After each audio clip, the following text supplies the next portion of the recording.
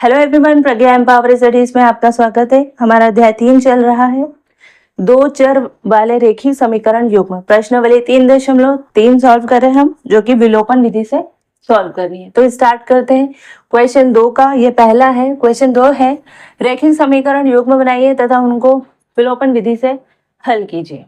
ये क्वेश्चन 2 है। इस क्वेश्चन 2 का पहला है, यदि अंश में एक जोड़ दे वो हर में से एक घटा दे तो भिन्न एक में बदल जाता है। ठीक है, यदि हर में एक जोड़ दे तो 1/2 हो जाता है। वह भिन्न ज्ञात कीजिए। ठीक है, स्टार्ट करते हैं प्रश्न हल। जो चीज ज्ञात करनी होती है वो हम मान लेते हैं।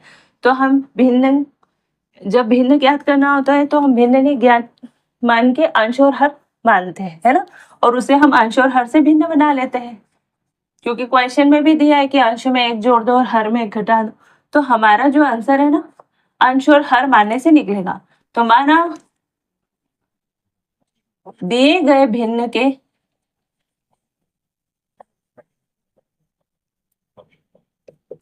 अंश व हर क्रमशः x तथा y है।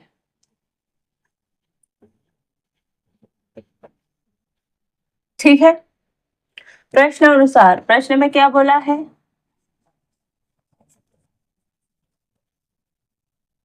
पहला क्या बोला है कि अंश में एक जोड़ दो, अंश में एक जोड़ो तथा हर से एक घटा दो।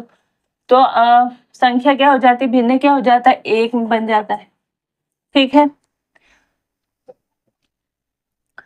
तो हम क्या करेंगे, इसको आगे आप सॉल्व कर सकते हो तो होगा, इसी को आगे अगर सॉल्व किया तो होगा x+1, इसको आगे सॉल्व कर लिया तो क्या होगा, x+1 = y-1।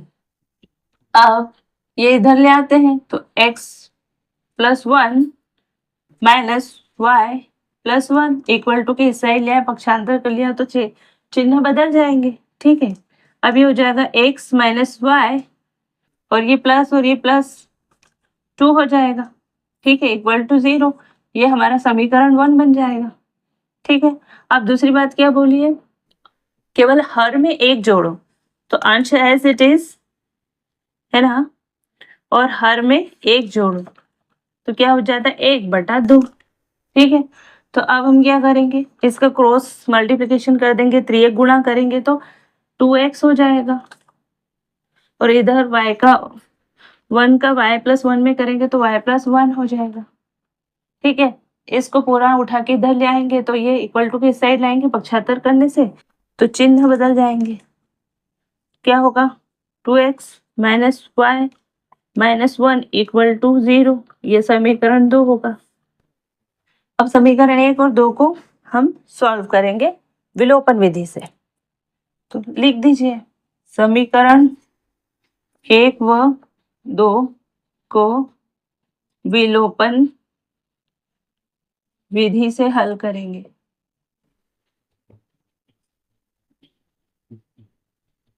ठीक है ना, तो समीकरण 1 क्या है, x - y+2 = 0। समीकरण 2 क्या है, 2x - y-1 = 0। अब देखिए, अगर हम इसको जोड़ेंगे तो ये 3x हो जाएगा और ये जोड़ने से -2y हो जाएगा। तो जोड़ने से काम नहीं बनेगा, इसलिए हमको इसको घटाना पड़ेगा। ठीक, तो हम इस समीकरण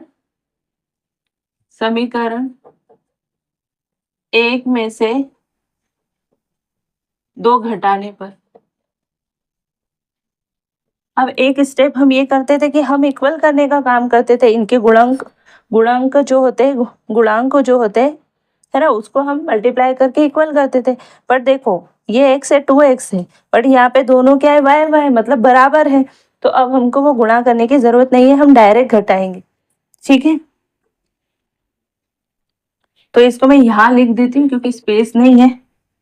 -y+2 = 0 और ये 2x - y-1 = 0।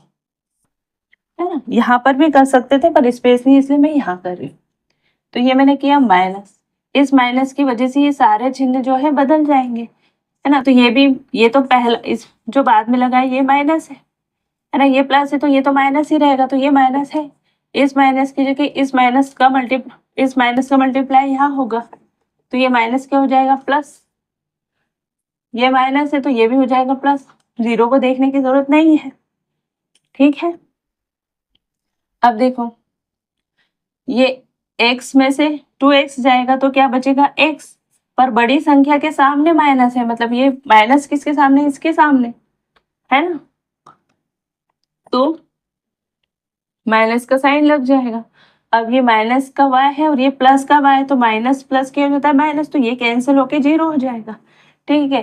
ये प्लस है, ये भी प्लस है, ये 1 के आगे जो नया साइन है वो प्लस है, मतलब ये प्लस है तो प्लस और प्लस प्लस होगा, और ये 2 और 1 क्या होगा, जुड़ के 3 हो जाएगा, इक्वल टू 0, है ना। तो x बराबर क्या होगा, 3, ये माइनस एक्स, ये इधर जाके क्या होगा, माइनस का, तो ये माइनस से माइनस कैंसिल, है ना। या आप x का पक्षांतर कर दो, एक ही बात है। तो x का क्या मान होगा, 3,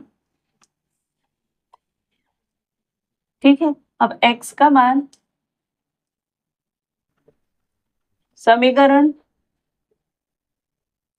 1 में रख दो,